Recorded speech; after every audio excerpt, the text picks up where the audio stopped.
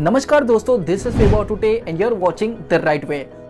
दोस्तों, हमने इस चैनल के ऊपर कई बिजनेस की केस स्टडी अपलोड की। आपने उन वीडियोस को बहुत ज्यादा प्यार दिया, उसके लिए दिल से धन्यवाद। दोस्तों, जैसा कि आपने थंबनेल के ऊपर देखा होगा कि आज हम इस वीडियो के अंदर बिजनेस फ्रेंचाइजीज मॉडल के बारे में जानने वाले हैं कि आखिर किस तरीके से एक बिजनेसमैन किस तरीके से अपने बिजनेस को एक्सपांड कर सकता है, अलग अलग जगहों पर कैसे अपने बिजनेस की फ्रेंचाइजीज क्रिएट कर सकता है, और अगर कोई व्यक्ति उनके बिजनेस की फ्रेंचाइजी को लेना चाहता है तो वो किस तरीके से उस बिजनेस की फ्रेंचाइजी को ले सकता है, कितने प्रकार की होती है फ्रेंचाइजी, सब कुछ डिटेल इस वीडियो के अंदर हम जानने वाले हैं। तो दोस्तों, वीडियो काफी डिटेल होने वाला है, आसान सी भाषा में समझाने की कोशिश करूंगा। आप वीडियो के लास्ट एंड तक जरूर बनी रहिए क्योंकि आज आपको यहाँ पर बहुत कुछ सीखने के लिए मिलने वाला है। तो चलिए वीडियो स्टार्ट करते हैं।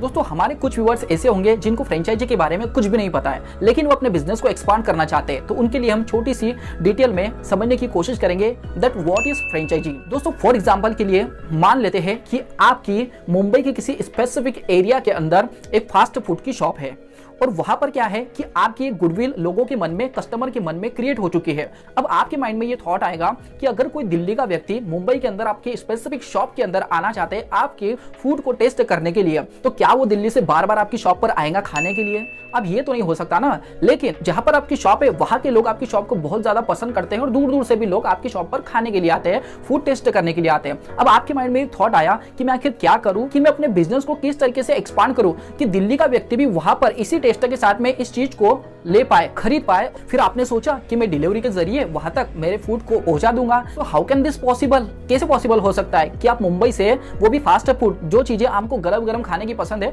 आप दिल्ली तक उस चीज को कैसे पहुंचा सकते हो? तो यहाँ पर आपके माइंड में थॉट आएगा कि भैया मैं मेरे बिजनेस की एक फ्रेंचाइजी क्रिएट करता हूँ। अब फ्रेंचाइजी क्या होती है? जब आप अपने बिजनेस को दिल्ली के अंदर स्थापित करेंगे उसी टेस्ट के साथ में, उसी प्राइस के साथ में, उसी ब्रांड के साथ में, तो दिल्ली के लोगों को पता चलेगा कि भाई ये वही शॉप है जब हमने मुंबई में इस शॉप से इस फूड को खाया था, पिज्जा को खाया था, बर्गर को खाया था। तो आप क्या करेंगे कि आपके बिजनेस की एक फ्रेंचाइजी यानी कि आपके ही ब्रांड के नाम से दिल्ली के अंदर वैसी एक फास्ट फूड की शॉप खोलेंगे। तो इसी को कहते हैं कि आपने अपने बिजनेस की फ्रेंचाइजी क्रिएट कर दी। अब दोस्तों, आपके माइंड में थॉट आता होगा कि अब मैं यहाँ पर अपना मुंबई के अंदर बिजनेस चला रहा हूँ, दिल्ली के अंदर उसको कौन ऑपरेट करेगा? तो भैया यहाँ पर सिस्टम ये आता है कि अगर कोई व्यक्ति आपके बिजनेस को पसंद करता है, उसको आपके बिजनेस के अंदर थोड़ा सा भी इंटरेस्ट आता है, वो आपके प्रोडक्ट को देखता है, उसको अगर आपका प्रोडक्ट पसंद आता है, आपकी प्राइसिंग को देखता है, आपके वैल्यूएशन को देखता है, आपके प्रॉफिट को देखता है, उसको अगर ये सब चीजें भाती है उसके मन को कि भाई मैं अगर दिल्ली के अंदर आपके शॉप को खोलता हूँ तो यहाँ के लोग भी इस चीज को पसंद करने वाले हैं, तो आपको एक रॉयल्टी पेड करेगा, आपको एक पहले स्टार्टिंग में पेमेंट पेड करेगा, तो वो आपके बिजनेस की फ्रेंचाइजी ले सकता है जिसमें आपको भी पेमेंट मिलेगा और आपको उसे पैसों के बदले में आपकी शॉप का ब्रांड नेम, आपका टाइटल, आपका लोगो, आपका बिजनेस मॉडल सब कुछ उससे शेयर करना पड़ेगा। तब जाके आप उस बिजनेस की फ्रेंचाइजी दिल्ली के अंदर खोल सकते हो, जिससे कि आपको वहां पर जाना नहीं पड़ेगा, आपका बिजनेस कोई और ऑपरेट करेगा और आप यहाँ पर बैठे बैठे उसकी केवल रॉयल्टी गिनेंगे, आप बैठे बैठे उसका पैसा गिनेंगे, वो आता रहेगा। तो दोस्तों, हमने आसान सी भाषा में समझने की कोशिश करी कि फ्रेंचाइजी क्या होती है। अब दोस्तों, इसके अंदर दो टर्म्स होती है, एक होती है फ्रेंचाइजी और एक होता है फ्रेंचाइजर। अभी दोनों को हम समझने की कोशिश करेंगे। फ्रेंचाइजी क्या होती है? फॉर एग्जांपल, मेरा कोई बिजनेस है, अगर मेरे बिजनेस को मैं एक्सपांड करना चाहता हूं, मैंने मेरी शॉप को दिल्ली में भी खोला, मुंबई में भी खोला, नासिक में भी खोला, पुणे में भी खोला, तो वहां पर जितने भी लोग मेरे ब्रांड के नाम से उस शॉप को खोलेंगे तो उसको कहते हैं फ्रेंचाइजी, यानी कि उन लोगों ने मेरे बिजनेस की फ्रेंचाइजी ली है। और फ्रेंचाइजर कौन होता है? फ्रेंचाइजर मैं हो गया, क्योंकि मेरे खुद का ओन बिजनेस है, मैं ही उस बिजनेस का ओनर हूं, तो मैं एक फ्रेंचाइजर हो गया। और मैं फ्रेंचाइजर अलग अलग स्टेट के अंदर अलग अलग लेवल पर मैं अपने हिसाब से इसकी फ्रेंचाइजी को बेचता हूं। दोस्तों, आशा करता हूं आपको ये चीज समझ में आ गई होंगी। अब दोस्तों, बात करते हैं मेन मुद्दे पर, how many types of franchise, तो डिटेल में समझने की कोशिश करते हैं। दोस्तों, ये होती है तीन टाइप की, जिसके अंदर आता है कोको मॉडल, दूसरा होता है फोको मॉडल और तीसरा होता है फोफो मॉडल।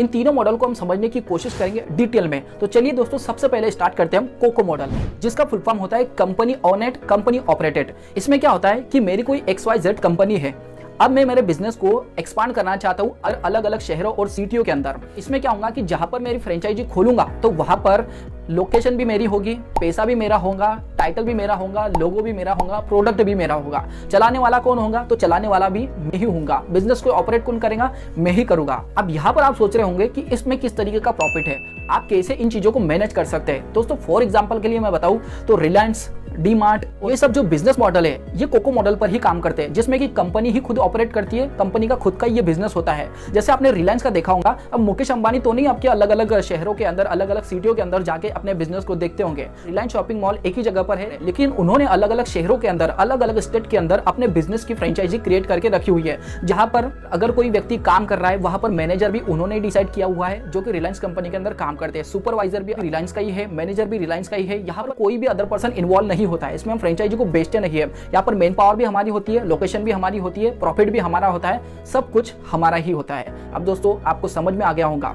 अब दोस्तों सेकंड आता है फोको मॉडल। फोको मॉडल क्या होता है?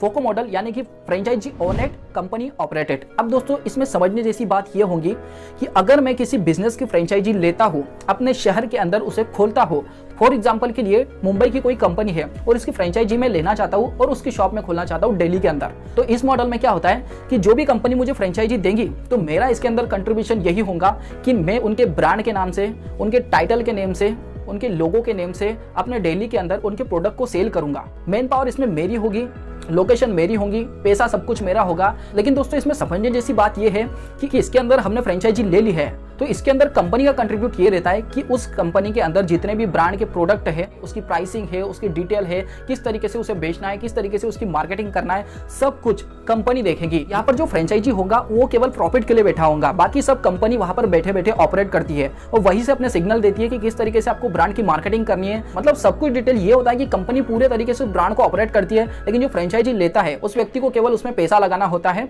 और उस ब्रांड को एक्सपांड करना होता है। अब दोस्तों थर्ड आता है फोफो मॉडल। फोफो मॉडल यानी कि फ्रेंचाइजी ओनेड, फ्रेंचाइजी ऑपरेटेड। अब दोस्तों ये बहुत इंपॉर्टेंट फैक्टर है और लगभग भारत के अंदर 80% फोफो मॉडल ही काम करता है, जैसे फ्रेंचाइजी ओनेड, फ्रेंचाइजी ऑपरेटेड। इस फॉर एग्जांपल के लिए मान लेते हैं कि मेरी कोई XYZ कंपनी है और मैं काफी फेमस हूँ, अलग अलग एडवर्टाइजमेंट के जरिए, टीवीओं पर, सोशल मीडिया मार्केटिंग के जरिए अपने बिजनेस के एडवर्टाइजमेंट करता हूँ, तो लोगों के दिमाग में मेरी एक डिमांड क्रिएट हुई है। लोग चाहते हैं कि मेरा प्रोडक्ट हर जगह पर मिले, लेकिन हमारा बिजनेस केवल एक ही जगह पर है। तो वहां पर क्या करता है कि कोई भी व्यक्ति जब मेरी फ्रेंचाइजी लेगा अपने शहर के अंदर, तो मैं उसको पूरी तरीके से ट्रेडमार्क, उसका ब्रांड नेम, उसका लोगो, हर एक चीज पूरे तरीके से सामने वाले को सौंप दूंगा। वो सामने वाला मेरे तय किए गए रेट के अनुसार मुझे पैसे दे देगा।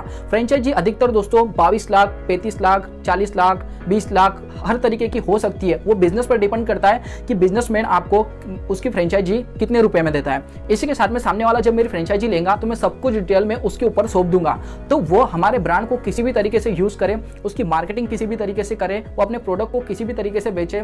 मेरा काम है केवल ब्रांड की हर एक चीजें उनके साथ में सौंप देना। अब वो अपने हिसाब से देखे फ्रेंचाइजी कि किस तरीके से इसको ऑपरेट करना है, रन करना है, इसकी मार्केटिंग कैसे करना है, प्रोडक्ट को कैसे सेल करना है और कैसे बनाना है। लेकिन दोस्तों यहाँ पर एक अपवाद होता है कि हर एक मॉडल में हमने देखा कि फ्रेंचाइजर का कुछ ना कुछ तो कंट्रीब्यूट होता है, क्योंकि दोस्तों लॉस इसमें यह होता है कंपनी का कि जब हम सामने वाले को हमारे बिजनेस की फ्रेंचाइजी प्रोवाइड करा देते हैं तो इसका वो मिसयूज भी कर सकता है। मिसयूज कैसे होता है कि दोस्तों हमने ब्रांड इतनी मेहनत के साथ में क्रिएट किया है, अगर वो हमारे बिजनेस की फ्रेंचाइजी लेता है तो अपने बिजनेस के अंदर वो किस तरीके से प्रोडक्ट को सेल कर रहा है, कैसी घटिया मार्केटिंग कर रहा है, कैसे प्रोडक्ट में घटिया माल बेच रहा है, तो इससे क्या होता है कि हमारे बिजनेस में कहीं ना कहीं हमें लॉस झेलने के लिए मिलता है। लोगों के दिलों में से हमारी गुडविल खत्म होती जाती है, उनको लगता है कि जो कंपनी है वो कंपनी अब सही तरीके से प्रोडक्ट नहीं बना रही है। तो यहाँ पर है कि थोड़ा सा रिस्क भी कंपनी को झेलना पड़ता है। अगर वो अपनी फ्रेंचाइजी दे रही है उसको पैसा तो मोटा मिलने वाला है, रॉयल्टी भी उनको हमेशा मिलती रहेंगी, बट यहाँ पर बहुत बड़ा रिस्क भी उनके साथ में चलकर काम करता है। तो जब आप किसी भी इंडिविजुअल को आप अपनी फ्रेंचाइजी सौंपते हैं तो यहाँ पर आपको डिसीजन कड़क लेना पड़ेगा,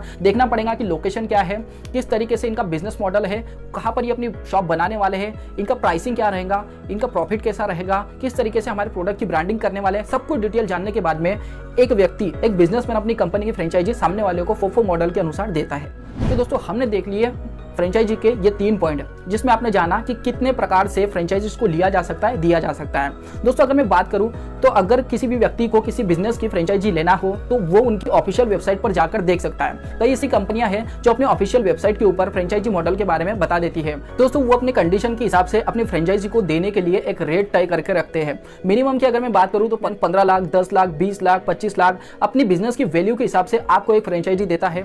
अब दोस्तों आपके माइंड में ये थॉट आ रहा होगा कि भाई हम सामने वाले बिजनेस की फ्रेंचाइजी क्यों ले, आखिर इसमें हमारा प्रॉफिट किस तरीके से डिफाइंड होगा। जब मेरे पास में 20 लाख हो, 25 लाख रुपए है तो मैं खुद का ओवन बिजनेस भी स्टार्ट कर सकता हूँ। दोस्तों यहाँ पर समझने जैसी बात ये होती है कि हम जिस भी बिजनेस की फ्रेंचाइजी लेते हैं तो उसकी मार्केट के अंदर गुडविल अच्छी होती है, वो कंपनियां बड़ी बड़ी होती है, क्योंकि वो कंपनियां एडवर्टाइजमेंट के जरिए ऑलरेडी लोगों के दिलों में जगह बना चुकी होती है और लोगों के माइंड में उस कंपनी के लिए अपनी डिमांड भी क्रिएट होती है। तो आप जहां पर भी अपनी फ्रेंचाइजी क्रिएट करेंगे, अगर आप नाइकी की लेते हैं, प्यूमा की लेते हैं, चाय वाला की लेते हैं, अलग अलग तरीके के बिजनेस हमारे भारत के अंदर स्थित है, आप किसी की भी फ्रेंचाइजी लेना चाहते हैं, आप उनकी ऑफिशियल वेबसाइट पर जाइए, वहां पर आपको डिटेल में सब कुछ मिल जाएगा और फिर वो आपके ब्रांडिंग के लिए हर तरीके से आपकी मदद भी करते हैं कि किस तरीके से आपको मार्केटिंग करना है, किस तरीके से अपने प्रोडक्ट को बनाना है, सब कुछ मॉडल वो आपके साथ में शेयर करते हैं और आप उसको अपने शहर के अंदर उस बिजनेस को आगे बढ़ा सकते हैं उनके ब्रांड के साथ में, जिसमें आपको बिजनेस की ली गई फ्रेंचाइजी में जितना भी प्रॉफिट होगा उसमें से कुछ प्रॉफिट रॉयल्टी के साथ में आपको उस बिजनेस को शेयर करना पड़ेगा।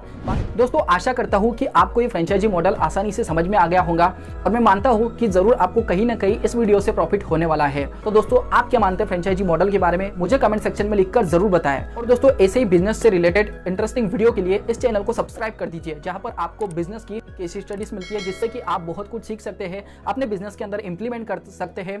तो दोस्तों मिलते हैं नेक्स्ट वीडियो में किसी अच्छे टॉपिक के साथ में, किसी नए टॉपिक के साथ में। तब तक के लिए नमस्कार।